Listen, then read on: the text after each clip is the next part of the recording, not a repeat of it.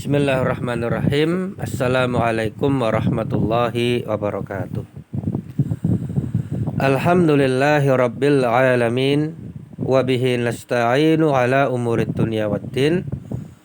Wassalatu wassalamu ala ashrafil anbiya'i wal mursalin. Wa ala alihi wa ashabihi ajma'in.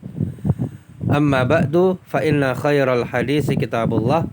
Wa khairul hadyi hadyu Muhammadin sallallahu alaihi wasallam wa syarrul umuri muhdatsatuha wa kullu muhdatsatin bid'ah wa kullu bid'atin dhalalah wa kullu dhalalatin finnar.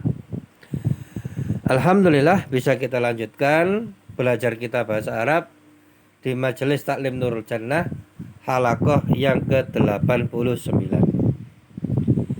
Yang mana pada kesempatan kali ini kita akan murajaah kembali bab Laisa. Dan karena ada beberapa bagian yang dianggap cukup sulit, terlebih lagi bagi orang yang baru pertama belajar bahasa Arab, maka insya Allah akan kita ulang kembali, murajaah kembali sedikit demi sedikit dan dengan materi yang lebih ringan.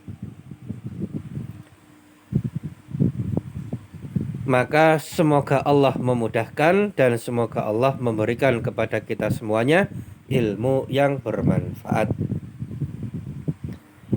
Nah, laisa atau kalimat laisa itu bisa diterjemahkan dengan tidak atau bukan.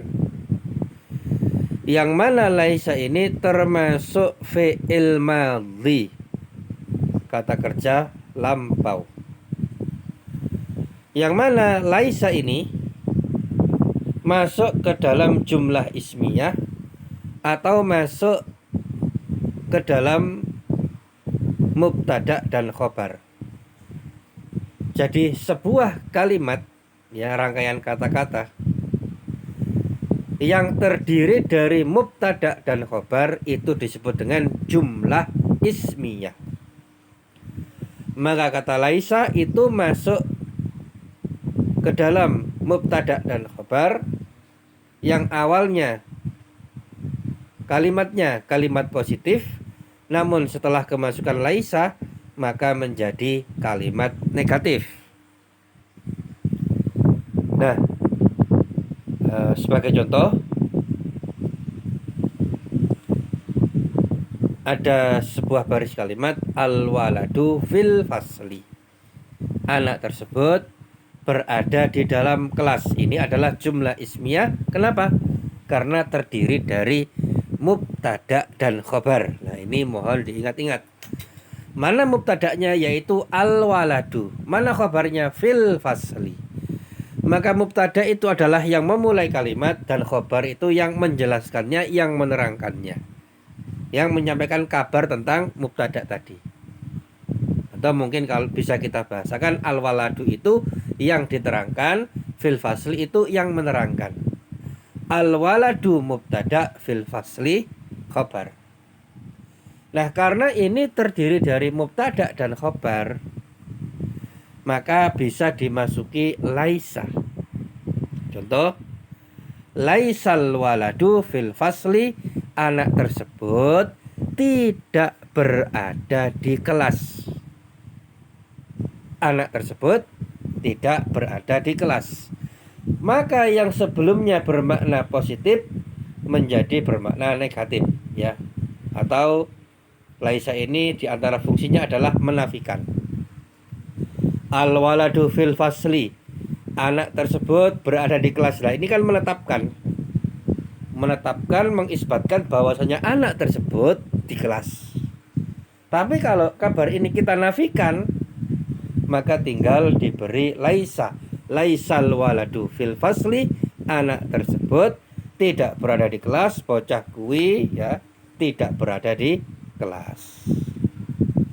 Nah, insya Allah cukup mudah. Nanti kalau ada yang kurang difahami silahkan ditanyakan. Contoh yang selanjutnya, al-kitabuli, buku tersebut milik saya. Kitab ini mubtada, li khobar. Al-kitabuli, buku tersebut milik saya. Ini adalah kalimat positif. Nah, apabila kita menafikan kalimat ini, misalkan ada orang mengatakan ya, Alkitabuli, ya, buku tersebut milik saya. Kemudian kita menyangkal, oh tidak, kamu jangan katakan Alkitabuli karena buku ini bukan milikmu, tapi tambah laisa, yaitu misalkan laisal kitabuli, buku tersebut bukan milik saya lah. Katakan ini, jangan yang awal, karena buku itu bukan milik kamu. Jadi Alkitabuli, buku tersebut milik saya, itu kalimat positif. Kemudian ditambah dengan laisa, laisal kitabuli, buku tersebut bukan milik saya, maka bermakna negatif.